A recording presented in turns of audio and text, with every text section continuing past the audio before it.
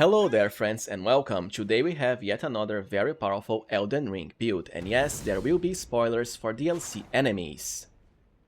It's a character that can make the whole game, including the DLC, into easy mode.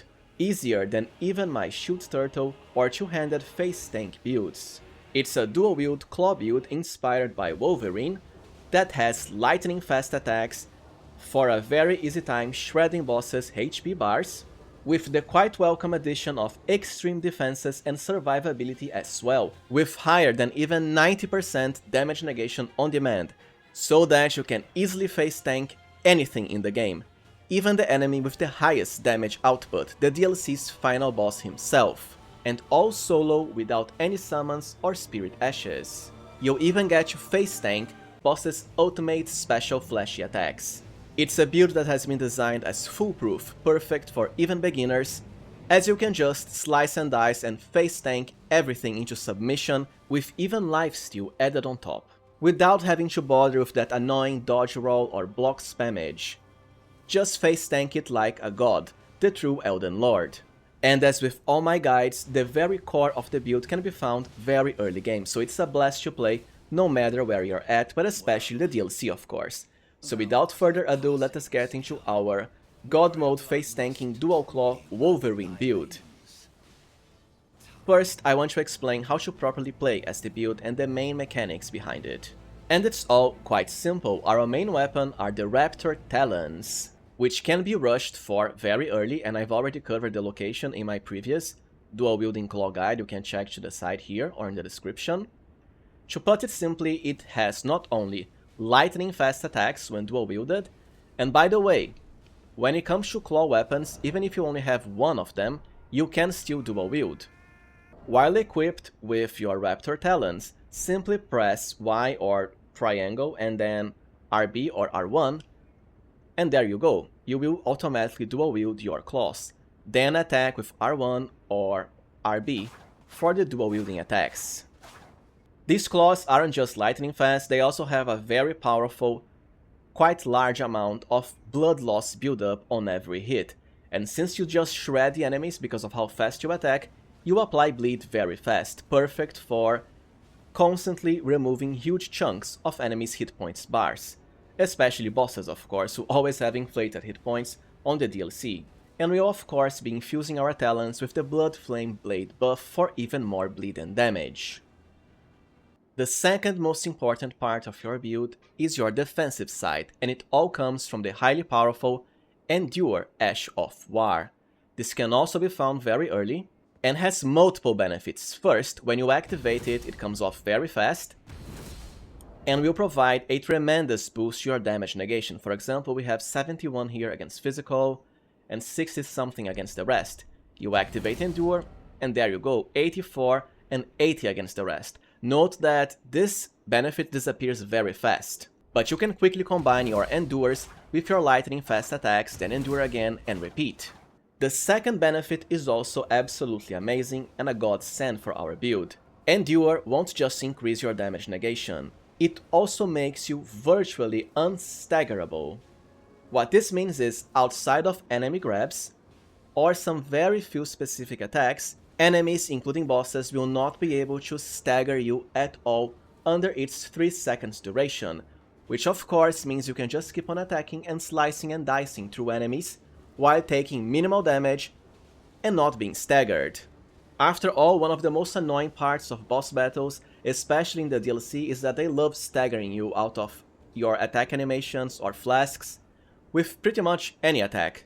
You can and should absolutely use it to heal your character with your flasks when needed. Yes, the enemy will attack you in retaliation, most likely because of the input reading I think, when you drink a flask, but who cares?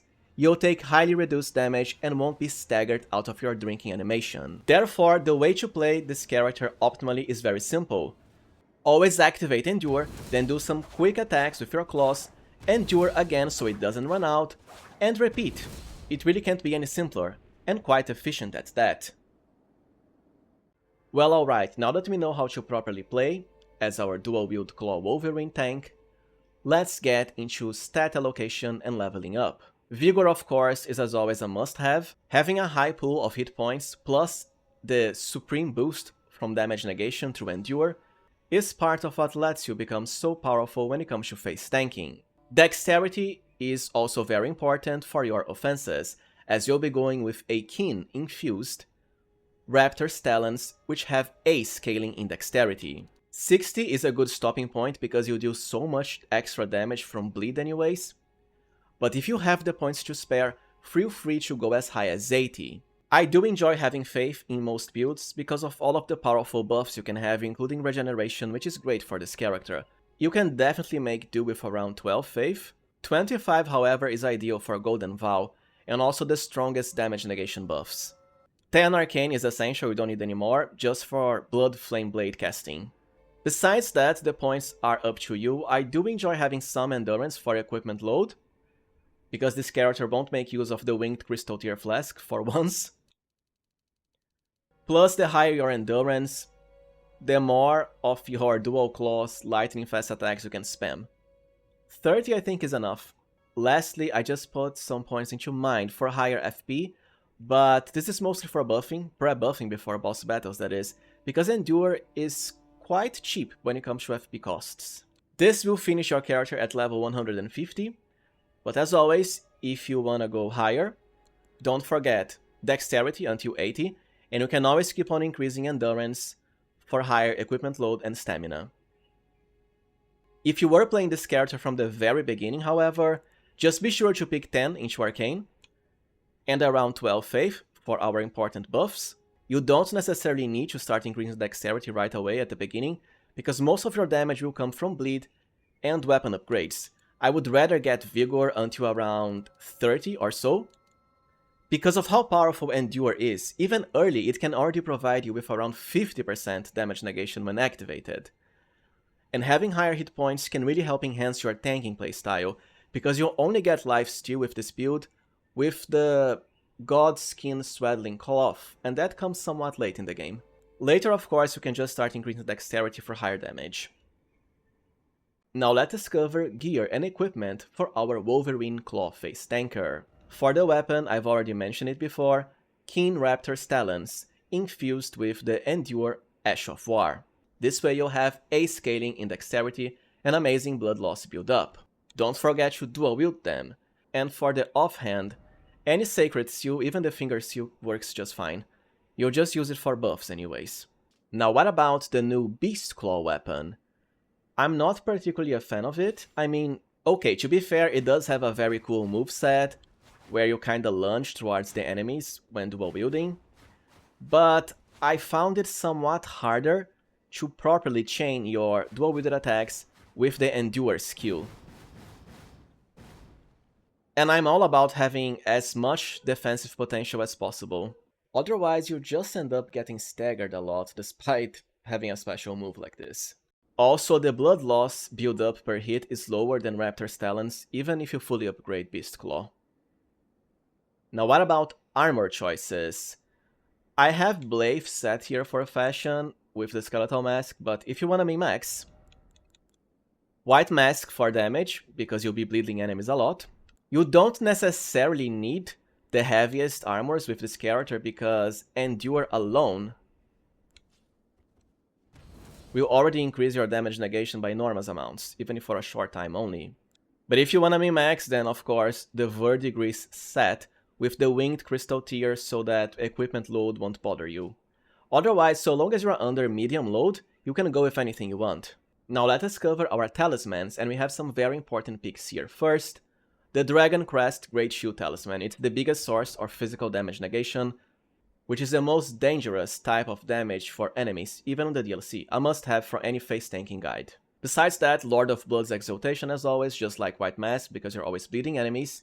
The Godskin Swaddling Cloth to constantly lifesteal and regenerate your hit points because of how fast you attack with your claws, and this can help face tanking. The other slot is a personal preference. For example, against the final boss of the DLC, Golden Braid really helps by virtue of increasing your holy damage negation by a lot. You also have the Drake Talismans for extra elemental damage negation depending on the boss you're fighting. But if you want more damage potential instead, The Winged Sword Insignia followed by Rotten Winged Sword Insignia. After all, we were constantly attacking the enemy with our hyper-aggressive playstyle. And you can even combine it with Millicent's Prosthesis, which actually stacks. The Taker's Cameo Talisman for health on enemy kills, the same for the Crusade Insignia, can also help during normal exploration. For consumables, just the ever so useful Boiled Crab for a very high amount of extra physical damage negation. Now let us cover our spells and Wondrous Physic Flask effects. For spells it's very simple, Golden Vow for extra damage and damage negation, Blessing's Boon or Bestial Vitality for regeneration, and the classic Blood Flame Blade for loads of extra bleed potential.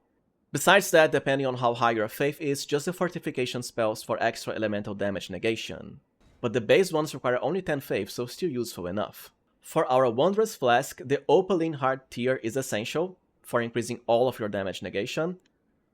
And then you have two options here. Thorny Cracked tier, which just like the Sword Insignia will increase your damage with successive attacks, or if you want to min-max defenses and go all out with the heaviest of armor, the Winged Crystal tier as usual to ignore equipment load. But you don't really need it on this character. For Great Runes, early on Godric's for +5 to all stats, but later Morgoth's as always for the huge bonus to hit points, great for face tanking. But there is something to be said about Melania's rune as well, because of how fast you attack, you can actually regenerate a lot of hit points. Perfect for face tanking if you want. Well, alright friends, so this was it for our ultimate dexterity based dual claw face tank build. If you found this guide useful as always, please remember to like, subscribe and also consider becoming a channel member if you can. I really appreciate your support. Thank you for watching and see you next time, friends.